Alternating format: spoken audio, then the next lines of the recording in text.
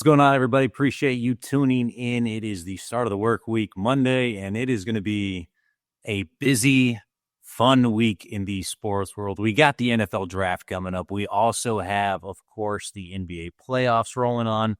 All kinds of things to talk about. A little bit quieter, finally, for the Suns after what already started to be a wild offseason. But there's a few things we got to get into. Today is going to be a relatively shorter pod compared to what we normally do. But the first thing I want to talk about is something I am very excited about. This Wednesday, I'm going to be joined on the pod by ESPN writer for college football. He's also in charge of recruiting. Eli Letterman, a good friend of mine that has been kind of overlooking the landscape of college sports the last few years for college football. He's got knows a lot of people, knows a lot about where guys are projected to go in the draft. I'm going to have a great discussion with him talking about where some of these guys coming out of ASU can expect to be picked. What are some good fits? What are, NFL teams are saying about them? We're also going to talk about the Sun Devils team coming for next year and kind of what fans should expect as they build off of the incredible run that they had to the college football playoffs this year. Or is that going to be a little bit of a one and done situation? Hopefully not. See what he has to say about that and touch on a few more things, including for the Cardinals as what guys they should be looking at. They're in the middle of the first round pick when they're looking, hopefully, go after a D lineman, or later on in the draft, what kind of guys you can expect them to pick down the road and what names you should be circling and paying attention to when it's their turn to go back up to the podium.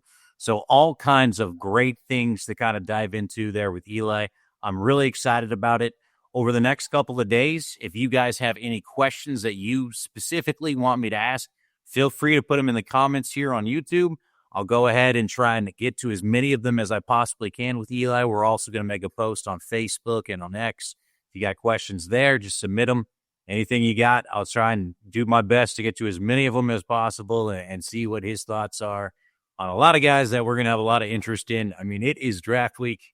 I love this time of year. This is very exciting for Cardinals fans. Everyone's got hope that maybe you can find that diamond in the rough that can really turn around your franchise. Maybe this is the season. So we'll see what he has to say and buckle up because this week is going to be a wild one. The only other thing I really wanted to get to, like I said, NBA playoffs rolling on right now. And doesn't really mean too much for the Suns because they're obviously eliminated. However, I've been saying it for a while now.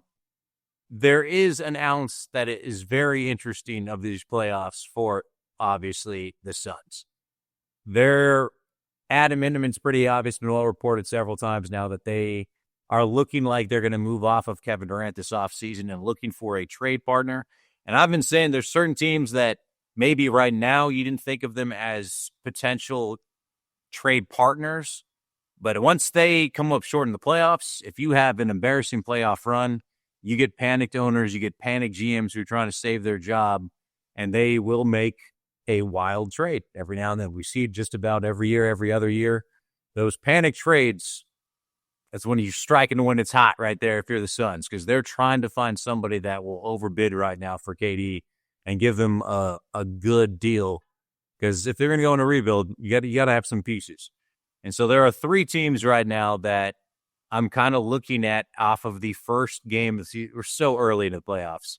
But if the trends continue, there's certain teams that I think are ones that you should be keeping your eye on.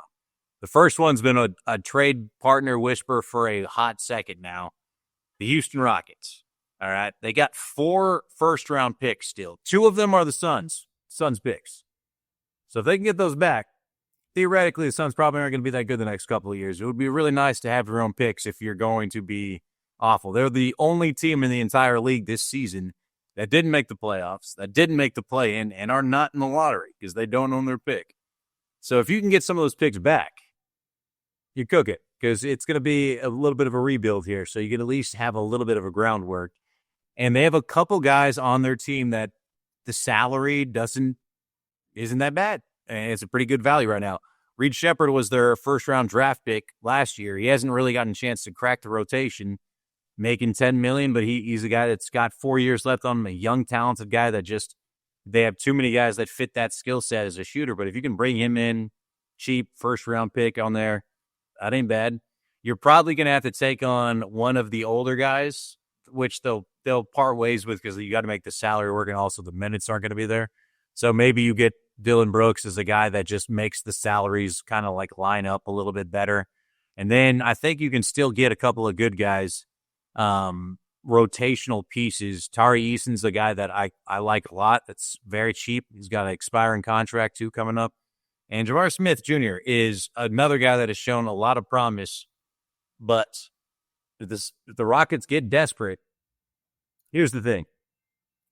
You watched that game the other night against the Warriors, and it showed a lot of what a lot of people thought this Rockets team was, which is a young, athletic, fun team that during the regular season has no problem getting up and down the court. They can score a lot of points that way because they just get the cheap buckets and whatnot.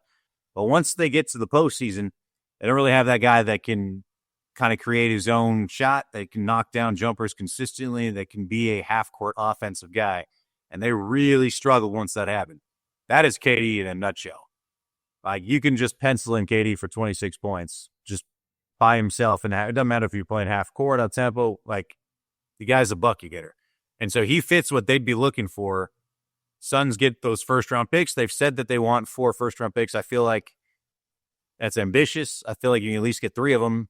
But if you get your own picks back, you get some young guys, that's a trade that works out for the Suns. And keep your eye on it as the Rockets as a potential trade partner if they continue to struggle in the series against the Warriors. If they get bounced in the first round, even as a 2 seed of like the idea of like we want to run it back, we were the 2 seed in the West.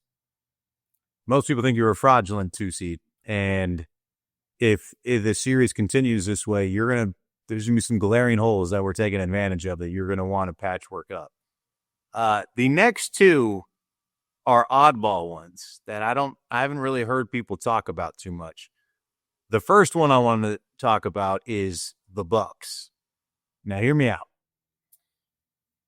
A lot of people are talking about Giannis potentially wanting that his ride over there in Milwaukee might be coming to an end, that he'll be looking at trying to get traded out and kind of demanding some things if it doesn't work out. They might lose this first round series. I mean, they got trounced game 1, and it is just one game, but you don't know when Lillard is coming back. Giannis gave you an awesome game, and they still lost by 20. So he gets restless, and then all of a sudden ownership and the GM panic if they get bounced in the first round, and they're like, we got to do something. There's an interesting situation there. The Bucks have 5 first-round picks still that they can trade. Let me say that, 5 of them. That's a haul. Now, how many of those could you possibly get? I think probably at least 4. If the Bucks are that desperate to say win now, if they're going to go all in on this situation, they look a little bit like the Suns did a couple years back. But say, they want to try and make a 3-headed monster of Giannis, Lillard, and Durant, which is a nasty 3-headed monster.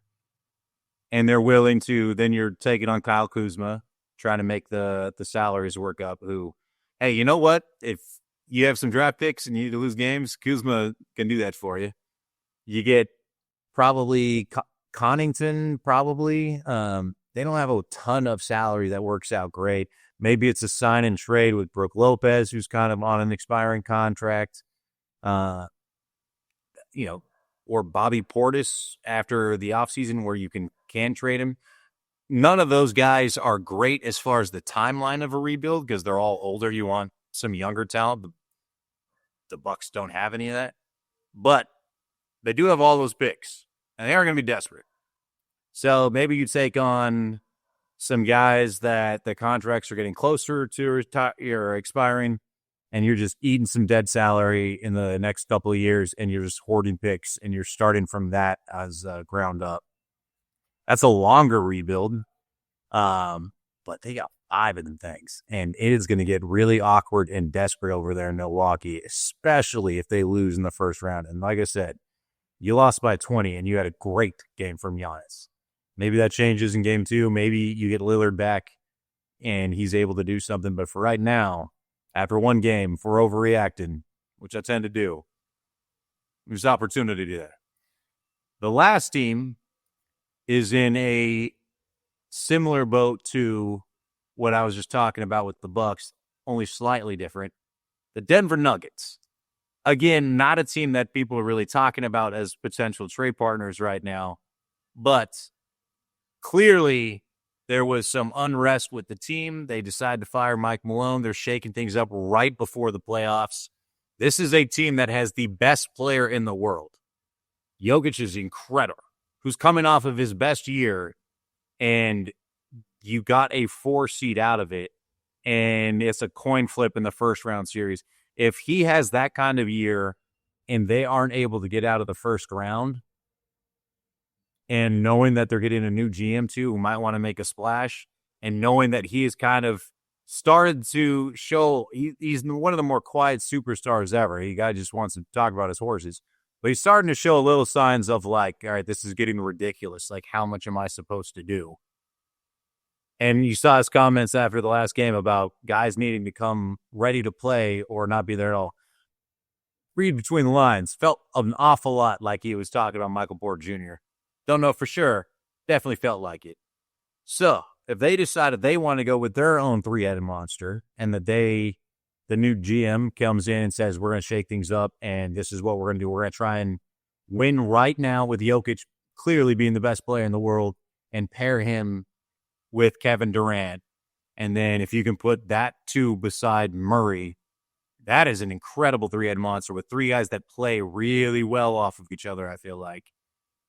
The salaries going out, they make it pretty obvious that Michael Porter Jr.'s, I don't think he's that well liked as far as, I think that's the wrong way.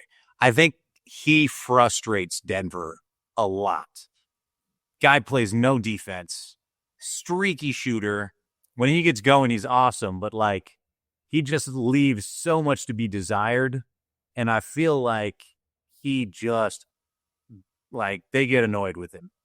So that's a healthy amount of contract. And then you'd have to throw in a couple of guys to kind of make the salaries work. Maybe, you can get Christian Brown maybe out of them.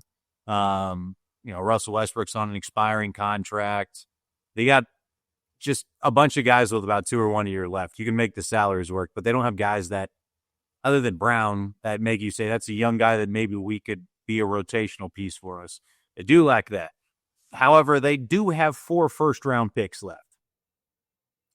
So, would you essentially take Michael Porter Jr., 4 first-round draft picks, and salary cut to get you under the second apron if you're the Suns for Kevin Durant? I'm taking that phone call. I'm listening. There's some legs there. It's not an absolute no. Meanwhile, if you're Denver and you get bounced in the first round, are you saying no to Kevin Durant getting matched up with Jokic and Murray? You still would have Aaron Gordon in the dunking slot, and then you just kind of fill out the roster, the last 3 guys that you need rotational pieces as league minimum vets, guys that just want to try and come in and win a title. They would be pretty big favorites. They'd have absolutely no future.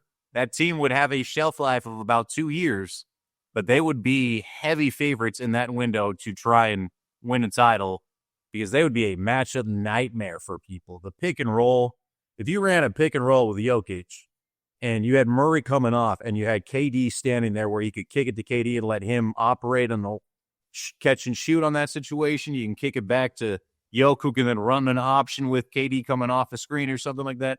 The 3-man offense of those 3 guys with a ball handler who comes off of that, a great pick and roll ball handler, a big that does everything, and then a 7-footer that can shoot and space the floor and that can also just score in one-on-one.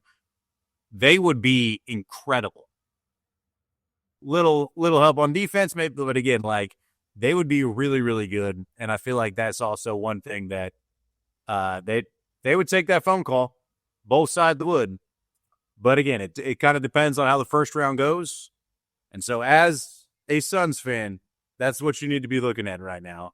Watching these teams that have some expectations, and if they crumble, start looking at how many draft picks they got. Start looking at what kind of pieces they have, because when teams come up short in the playoffs, GMs press the panic button. And 82 games of what they saw out of a team doesn't matter because what they saw out of a team in 6 games really determines their length and their career as a GM. And so they decide that they need to make things happen. So a lot of stuff to watch. Once again, Wednesday, Eli Letterman from ESPN going to be joining me on the pod. We're going to break down a lot of things with the draft. We're going to talk some ASU Sun Devils as far as the next team coming in and the guys that are getting ready to go to league. Where's Scattaboo going to go? I can't wait to see what he thinks because he was the most entertaining college football player by a mile, I feel like, this year. And somebody in the league is going to get a guy that can do a little bit of everything. And so if they can find a way, you got to find a way to put him on the field, but just give the guy a chance. So I can't wait to see what he has to say about all that. A lot to get to. You get the questions, put them in the chat. Let me see what they are. Let me see if I can get any of them to Eli, see what his thoughts are. So appreciate everybody tuning in and see y'all in a couple of days.